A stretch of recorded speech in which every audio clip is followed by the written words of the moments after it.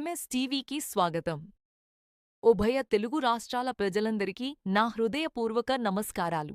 Welcome to MS TV. ఈరోజు MP UPS Nandamuru మరి high school అయితే యూపీ స్కూల్కి వచ్చాము.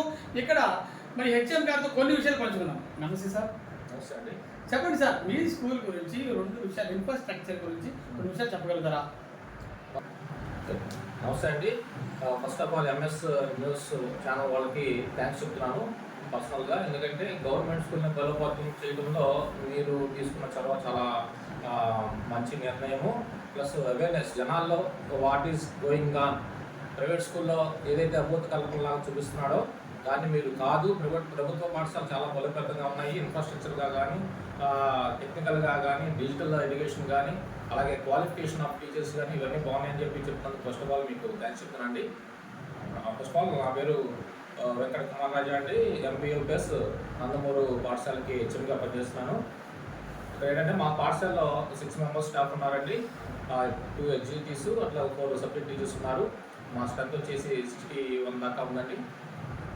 అట్లాగే రీసెంట్గా SA2 కంప్లీట్ అయిపోయింది. అయితే మీరు అడిగిన క్వశ్చన్, ప్రభుత్వ పాఠశాలలో ఏమి ఇన్ఫ్రాస్ట్రక్చర్ ఉందన్నారు. ప్రభుత్వ పాఠశాలలో లేని ఇన్ఫ్రాస్ట్రక్చర్ అంటే ఏం లేదండి. నాడు నేడు అని కానీ, మన భవిష్యత్తు మనబడి పథకం ద్వారా కానీ ప్రభుత్వం చాలా కోఆపరేట్ చేస్తుంది. ఆర్ఓ ప్లాంట్స్, వాటర్ ఫెసిలిటీ అనేది చాలా ఇంపార్టెంట్ అనుకుంటాం మనం. దానికోసం ప్రతి గవర్నమెంట్ స్కూల్కి ఆర్ఓ ప్లాంట్ అనేది ఇవ్వడం జరిగింది. అట్లాగే టాయిలెట్స్, ఒకప్పుడు టాయిలెట్స్ లేక ప్రభుత్వ పాఠశాలలో గర్ల్స్ స్టూడెంట్స్ తగ్గిపోవడం జరుగుతూ ఉండేది.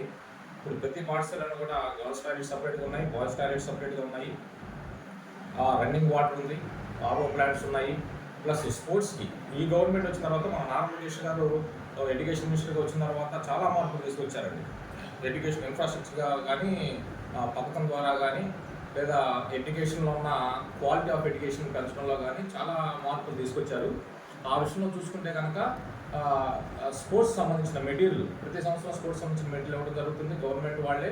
అలాగే మ్యాథ్స్ కిట్ అనేది ఒకటి ఇస్తున్నారంటే దాదాపు ఒక 5,000-6,000 వాల్యూ చేస్తుంది. అట్లాగే సైన్స్ కిట్ దాదాపు 6,000-7,000 వాల్యూ చేసే సైన్స్ కిట్ ఒకటి ఇవ్వడం జరిగింది ఈ సంవత్సరం. వాటన్నిటిని మనం పిల్లలకి చూపించడం ద్వారా చాలా ప్రాక్టికల్ ఎడ్యుకేషన్ అనేది మనం పిల్లలకి ఇవ్వడం జరుగుతుంది. మనం ప్రైవేట్ పాఠశాలలో ఏంటంటే ఈ విలేజెస్లో ఎలా ఉంటుందంటే ఒక స్కూల్ బస్ అనేది వస్తూ ఉంటుంది ప్రైవేట్ స్కూల్ నుంచి.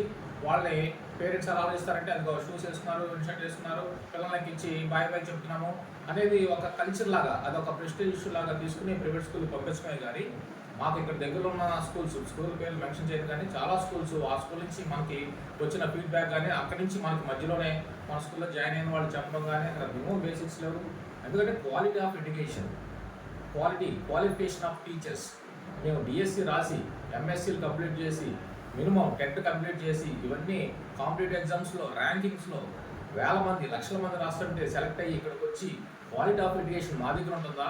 లేదు 10th ఇంటర్ ఆగిపోయి ఇంటి దగ్గర ఏదో జాబ్ చేద్దామని చెప్పి ప్రైవేట్ స్కూల్కి వెళ్ళి వాళ్ళ దగ్గర క్వాలిటీ ఆఫ్ ఎడ్యుకేషన్ ఉంటుంది అనేది నేను ప్రజలందరినీ గమనించవలసిందిగా కోరుతున్నాను. క్వాలిటీ ఆఫ్ ఎడ్యుకేషన్ అనేది ఓకే సార్, వెరీ గుడ్, బాగా చెప్పారు. గవర్నమెంట్ స్కూల్ ఉంచుతుంది, ఓకే, వెరీ గుడ్. అయితే మీ స్కూల్లో విద్యా బోధన మరి కార్యక్రమాలు ఎక్కడ జేపీఎల్ ఎలా ప్రభుత్వం ద్వారా కానీ ఎలా ఏ విధంగా ఫాలో అవుతున్నారు? రైట్. ఈ గవర్నమెంట్ వచ్చిన తర్వాత అండి రీసెంట్గా మనకి ఏంటంటే GFL అని చెప్పి ఒక ప్రోగ్రామ్ కండక్ట్ చేయడం జరిగింది. మనకి కమిషనర్ విజయ రామరాజు గారు ఆలోచన అయితే అవ్వచ్చు కానీ, లోకేష్ మన ఎడ్యుకేషన్ మినిస్టర్ లోకేష్ గారు ఆలోచన కానీ ఏదైతే తెలియదు కానీ GFL అనే ఒక ప్రోగ్రామ్, చాలా అద్భుతమైన ప్రోగ్రామ్ పెట్టడం జరిగిందండి. GFL ఏంటంటే guaranteed foundation literacy and numeracy. అంటే ప్రతి స్టూడెంట్కి గ్యారంటీడ్గా చదవడం రాయాలి, అక్షరాన్ని చదవడం రాయాలి, మాటలు చదవడం తెలియాలి, అలాగే రాయడం తెలియాలి. అట్లాగే న్యూమరసీ అంటే నెంబర్స్ అనేది, క్యాలిక్యులేషన్స్ అనేది, మినిమం చతుర్విధ ప్రక్రియలు plus minus into divide by ఇవన్నింటినీ కూడా మినిమం ప్రతి స్టూడెంట్కి క్లాసు సంబంధం లేకుండా ఉండాలనేది ఒక ప్రోగ్రామ్ అనేది తీసుకోవడం జరిగింది. అది 75 days ప్రోగ్రామ్ ఇవ్వడం జరిగిందండి. GFL అని చెప్పి 75 days ప్రోగ్రామ్ మొన్న రీసెంట్గా మార్చి ఎండింగ్తో అది కంప్లీట్ అయింది.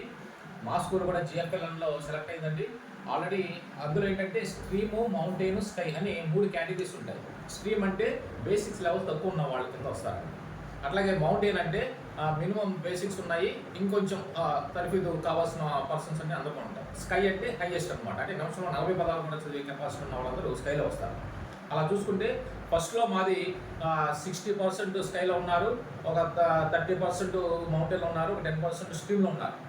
వాళ్ళందరినీ కూడా మనం ఫాలోఅప్ చేయడం ద్వారా దాదాపు ఇప్పుడు 80% స్కైలో రావడం జరిగింది, మిగతా 20% మౌంటైన్లో, ఇప్పుడు స్ట్రీమ్లో 0 రావడం జరిగిందండి. ఇది ఒక చాలా మంచి అద్భుతమైన పథకం అని చెప్పి నేను చెప్తాను. అలాగే అది 5th క్లాస్ వరకు అండి, జిఎఫ్ఎల్ అనే programme 5th up to 5th class వరకు. మరి 6th to 8th క్లాస్ మాది యూపీ స్కూల్ ఉంది కాబట్టి 6th to 7th 8th వాళ్ళకి మేమేం చేస్తామంటే రెమెడియల్ టీచింగ్ అండి. అంటే మనకి 4తో స్కూల్ అనేది కంప్లీట్ అయిపోతుంది, స్కూల్ అవర్స్ 4తో క్లోజ్ అయిపోతుంది. ఆ తర్వాత రెమెడియల్ క్లాసెస్ అని చెప్పి 1 అవర్ పాటు మేము 4 to 5 ఈ 6th to 7th ఏదైతే ల్యాక్ ఉన్న వాళ్ళు ఉన్నారో, ఏదైతే 6th to 7th 8th class వాళ్ళు ఉన్నారో వాళ్ళకి రెమెడియల్ టీచింగ్ అనేది మేము స్టార్ట్ చేసామండి. అది కూడా మా ఎంఈఓ గారు వాళ్ళ మోటివేషన్తో మేము కూడా చేయడం జరిగిందండి. మాకు ఎంఈఓ 1గా పి శ్రీనివాసరావు గారు ఉన్నారు, ఎంఈఓ 2గా ఏ సాంబశివరావు గారు ఉన్నారు. వాళ్ళు మాకు ఎప్పటికప్పుడు మీటింగ్స్ పెడుతూ ఉంటారు, మా కాంప్లెక్స్ మిషన్లో క్లస్టర్ మీటింగ్స్లో వచ్చి మాకు మోటివేట్ చేస్తూ ఉంటారు. ఇట్లా రెగ్యులర్ క్లాసెస్ స్టార్టింగ్లో చెప్పడం జరిగింది. దాన్ని బేస్ చేసుకుని మేము 6th to 7th 8th class వాళ్ళకి 4 to 5 అనేది రెగ్యులర్ క్లాసెస్ అనేది జరగడం జరుగుతుంది. ఇక ఉద్దేశం ఏంటంటే మనం బేసిక్ లెవెల్స్ ఎవరైతే తక్కువ ఉన్నారో వాళ్ళకి ఈ ఏదైతే మనం గ్యారంటీడ్ ఎఫ్ఎల్ఎన్ అన్నామో వాళ్ళని 6th to 7th 8th వాళ్ళకి కూడా ఇంప్లిమెంట్ చేయడం జరిగింది. తద్వారా మా స్కూల్లో ప్రతి ఒక్కళ్ళు చదవగలుగుతారు, రాయగలుగుతారు, అన్నీ పర్ఫెక్ట్గా ఉన్నారని చెప్పి నేను చెప్తాను. ఓకే సార్, విద్య బాగా చెప్తున్నారు, సంతోషం. మరి ఇక క్రీడలు, భోజన ఏర్పాట్లు మీరు ఏ విధంగా చెప్పగలుగుతారు? ముందే చెప్పాను సార్, నేను ఎడ్యుకేషన్ అనేది ఆల్రౌండ్ ఎడ్యుకేషన్ అనేది ఉండాలి. ఎప్పుడు చదవడం రాయటం అనేది కాకుండా స్పోర్ట్స్ అనేది చాలా ఇంపార్టెంట్ రోల్ ప్లే చేస్తుందండి, పర్టికులర్గా అప్ టు 10th క్లాస్ వాళ్ళకి. ఎందుకంటే వాళ్ళు అప్పుడు ఎదుగుతున్న వయసు కాబట్టి స్పోర్ట్స్ అనేది గేమ్స్ అనేది వాళ్ళకి కంపల్సరీ ఉంటుంది. మాకు గవర్నమెంట్ ఇచ్చిన దాని ప్రకారం కూడా ప్రతి క్లాస్కి కూడా వీక్లీ 3 days అనేది డెఫినెట్గా గేమ్స్ పీరియడ్ ఉంటుందండి. వాళ్ళకి సంబంధించిన మెడికల్ అవన్నీ ఉన్నాయి, మీకు కావాలంటే మళ్ళీ చూపించగలుగుతాను కూడా. ఆ గేమ్స్ అనేది ప్రతి ఒక్కళ్ళు కూడా చాలా యాక్టివ్గా పార్టిసిపేట్ చేస్తారు. మనో వికాసంతో పాటు శారీరక వికాసం గేమ్స్ అనేది పర్టికులర్గా ఏంటంటే ఎవరైతే డల్గా ఉంటారో, ఇన్యాక్టివ్గా ఉంటారో వాళ్ళకి బాగా యూజ్ అవుతుందండి. వాళ్ళు కూడా గేమ్స్లో తీసుకొచ్చి ఆ గేమ్స్ ద్వారా కూడా మనం నెంబర్స్ని కౌంట్ చేయడం కానీ అవన్నీ చూపించడం ద్వారా మనం ఎడ్యుకేషన్ దాని ద్వారా ఇవ్వగలుగుతాము. అది చాలా శారీరకంతో పాటు మానసికమైన ఆరోగ్యానికి చాలా ఉపయోగం అండి గేమ్స్. ప్రభుత్వ పాఠశాలలో డెఫినెట్గా ఈ గేమ్స్ పీరియడ్ అనేది కంపల్సరీ ఉంటుందండి. ప్రైవేట్ స్కూల్లో మనం ఇట్లాంటివి ఎక్స్పెక్ట్ చేయలేము. ప్రభుత్వ పాఠశాలలో గేమ్స్ పీరియడ్ అనేది ఇచ్చిన టైం టేబుల్ ప్రకారం, వాళ్ళ ఇచ్చిన టైం టేబుల్ ప్రకారం కంపల్సరీగా జరుగుతుంది. ఇక మరొక ముఖ్యమైన అంశం అండి మిడ్ డే మీల్స్ అండి. మిడ్ డే మీల్స్ దానికి డొక్కా సీతమ్మ మధ్యాహ్న భోజనం పథకం అని రీసెంట్గా మన పవన్ కళ్యాణ్ గారు సజెస్ట్ చేయడము, ఆ పేరు కూడా పెట్టడం జరిగింది. డొక్కా సీతమ్మ అనే పేరు మహానుభావురాలు. ఆ పేరుతో పెట్టిన తర్వాత మెనూలో కొంచెం మార్పులు జరగడం జరిగింది, రీజన్ వైజ్గా కొంచెం మార్పులు చేయడం జరిగింది. మా స్కూల్కి వచ్చేపాటికి మాకు రాఘవమ్మ అని చెప్పి ధనలక్ష్మి ఇద్దరు ఎంఎం సంబంధించిన వంట వండుతారు, ఒకళ్ళు హెల్పర్గా ఉంటారండి. మిడ్ డే మీల్ చాలా సాటిస్ఫాక్షన్ ప్రతి ఒక్కరుగా స్టూడెంట్స్ నుంచి మేము ఫీడ్బ్యాక్ తీసుకుంటాము. అట్లాగే గవర్నమెంట్ కూడా మాకు ఇన్స్పెక్షన్ ఫామ్ ఒక ఫామ్ ఉంటుంది, ఆ ఫామ్లో మేము ఫొటోస్ తీయాలి. 6 days మనకు వర్కింగ్ డేస్ కదా, 5 days అనేది మనకి ఎగ్ అనేది ప్రొవైడ్ చేయడం జరుగుతుందండి. ఆ ఎగ్లో కూడా ఆల్టర్నేట్ డేస్ అంటే సోమ, బుధ, శుక్రవారాలేమో ఫ్రైడ్ ఎగ్ అని చెప్పి ఆ ఎగ్నే కొంచెం ఫ్రై చేసి వాళ్ళకి అట్రాక్టివ్గా కనిపించి తినడానికి అవకాశం ఉండేటట్టుగా చేస్తారు. ఇంకో 3 days ఉడికించిన గుడ్డు అనేది పెడతా ఉంటారు. అలాగే 3 days సోమ, బుధ, శుక్రు ఈ 3 daysలోనేమో చిక్కీ అని చెప్పి ఏదైతే వేరుశనగను బెల్లంతో చాలా ఐరన్ సంబంధించిన విటమిన్స్ కానీ ఆ పోషకాలు అందించే విధంగా చిక్కీస్ అనేది ఇవ్వడం జరుగుతుంది. ఇంకొక 3 ఆల్టర్నేట్ డేస్లో మంగళ, గురు, శనివారం రాగి జావ అనేది ఇవ్వడం జరుగుతుంది. ఇట్లా ప్రభుత్వం వాళ్ళు తీసుకున్న చర్యల వలన ఎవరో కూడా ఆరోగ్యంగా లేకుండా ఉండడానికి అవకాశం లేని విధంగా సంపూర్ణ ఆరోగ్యంతో పిల్లలు ఉండే విధంగా ప్రభుత్వం కృషి చేస్తుంది. మేము అంతుగా మా పాఠశాలలో కూడా అన్ని పర్ఫెక్ట్గా నేర్చుకోవాలి. ఓకే సార్, మరి ప్రభుత్వము పిల్లలకి ఏమేమి ఫెసిలిటీస్ ఇస్తుంది చదువుకోవడానికి?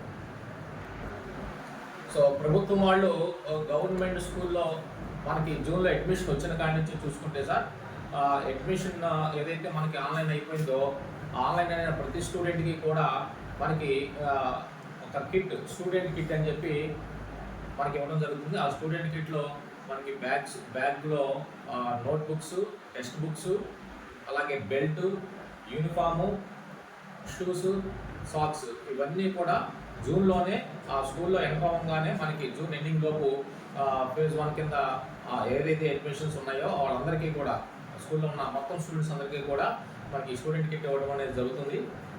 తర్వాత అలాగే జూన్ అనగానే మనకి ప్రతి పేరెంట్కి గుర్తొచ్చేది తల్లికి వందనం అండి. ఎందుకంటే లాస్ట్ 2 years నుంచి కూడా ప్రభుత్వం వాళ్ళు తల్లికి వందనం, అంతకుముందు గవర్నమెంట్లో అమ్మఒడి ఉండేది, ఇప్పుడు అదే అమౌంట్ని కొంచెం పెంచి ఎంతమంది స్టూడెంట్స్ ఉంటే అంతమందికి కూడా ఈ ప్రభుత్వం తల్లికి వందనం అనేది ఇవ్వడం జరుగుతుంది. సో ఇది కూడా చాలా మందికి ఉపయోగకరంగా ఉంది. ఎందుకంటే కొంతమంది బిలో పవర్టీ లైన్ ఉన్న వాళ్ళు పిల్లల్ని కొంచెం 7th 8th క్లాస్ కొంచెం పెద్ద పిల్లలా కనిపిస్తారు, వాళ్ళని కూడా పని తీసుకెళ్ళిపోవడం అనేది జరుగుతూ ఉండేది. ఏదైతే ఈ తల్లికి వందనం ఇది రావడం వలన వాళ్ళకి కావాల్సిన అమౌంట్ దీంట్లో వస్తుంది కాబట్టి వాళ్ళని వీళ్ళకి పనికి పంపించుకోకుండా స్కూల్కి పంపించడానికి ఇది చాలా ఉపయోగకరంగా ఉంటుందండి. తల్లికి వందనం అనేది ఒక మంచి ప్రోగ్రాము. కాకపోతే మేము అనుకునేది ఏంటంటే ఈ తల్లికి వందనం అనేది ఓన్లీ చివరిగా విద్యార్థుల తల్లిదండ్రులకు మీ గవర్నమెంట్ స్కూల్ గురించి మీరు ఏం క్యాంపెయిన్ గురించి ఏం వినిపిస్తున్నారు? విద్యార్థుల తరగతితో ఒకటే మనం చేసుకుంటానండి. మనకి ప్రభుత్వ పాఠశాలలో ఉండే టీచర్స్ యొక్క క్వాలిఫికేషన్ ఒకసారి అడగకమని చెప్తాను. ఎంఎస్సీలు ఉంటాయి, డిఎస్సిలో క్వాలిఫై అయిన ర్యాంకర్స్ ఉంటారు, పీజీ క్వాలిఫికేషన్ వాళ్ళు చాలామంది ఉంటారు. ప్రైవేట్ స్కూల్లో ఒకసారి వెళ్ళి వాళ్ళ క్వాలిఫికేషన్స్ ఉంటే కనుక్కోమని చెప్పండి. నేను ఒకటే చెప్తున్నాను అండి, ప్రైవేట్ పాఠశాలలో డిగ్రీ తప్పిన వాళ్ళు, ఇంటర్ ఫెయిల్ అయిన వాళ్ళని టీచర్స్గా పెట్టుకుంటారు. ఇది కరెక్ట్ కాదు. ప్రభుత్వ పాఠశాలలో క్వాలిఫైడ్ టీచర్స్ ఉంటారు. ఒక లెసన్ తీసుకున్నప్పుడు ఎలా మోటివేట్ చేయాలి, ఎక్కడి నుంచి స్టార్ట్ చేయాలి అనేది చాలా ఇంపార్టెంట్ అండి. పిల్లలకి ఏమి చెప్పకపోయినా పర్లేదు కానీ బై హార్టింగ్ సిస్టమ్ అనేది ప్రైవేట్ స్కూల్లో అలవాటు చేస్తున్నారు. చాలా ప్రైవేట్ స్కూల్ అన్నీ అని చెప్పను కానీ చాలా ప్రైవేట్ స్కూల్లో ఇలాగే ఉంటుంది, క్వాలిఫైడ్ టీచర్స్ ఉండట్లేదు. దీన్ని ప్రభుత్వం కూడా కొంచెం గట్టిగా చర్యలు తీసుకోవాల్సిందిగా కోరుతున్నాను. అట్లాగే గవర్నమెంట్ స్కూల్లో సర్వతోముఖాభివృద్ధి, ఆల్రౌండ్ డెవలప్మెంట్, ప్రతి స్టూడెంట్ ఆల్రౌండ్ డెవలప్మెంట్తో ఎదుగుతారు, మాది హామీ అని చెప్తున్నానండి. మీరు ప్రభుత్వ పాఠశాలలో జాయిన్ చేయండి. మీరు ప్రతి నెల వచ్చి మాకు పేరెంట్స్ మీటింగ్ అనేది జరుగుతుంది. ప్రతి నెల టీచర్స్ పేరెంట్ మీటింగ్ అనేది ప్రతి నెల జరుగుతుంది. అట్లాగే మెగా పీటీఎం అనేది సంవత్సరానికి 2 సార్లు జరుగుతుంది. ఈ మెగా పీటీఎంలో ఇది కూడా లోకేష్ గారు తీసుకొచ్చిన మంచి అద్భుతమైన కార్యక్రమం అండి. మెగా పీటీఎం అనేది మనకి జూలైలో ఒకసారి జరుగుతుంది, మళ్ళీ డిసెంబర్లో ఒకసారి జరుగుతుంది. ఈ కార్యక్రమం ఏంటంటే మొత్తం విలేజ్లో ఉన్న పెద్దలందరూ రావచ్చు, అట్లాగే పేరెంట్స్ రావచ్చు, వాళ్ళ ఫీడ్బ్యాక్ ఇవ్వచ్చు, ఇంకా ప్రభుత్వ పాఠశాలను ఎలా బలోపేతం చేయాలి అనేది తీసుకోవచ్చు.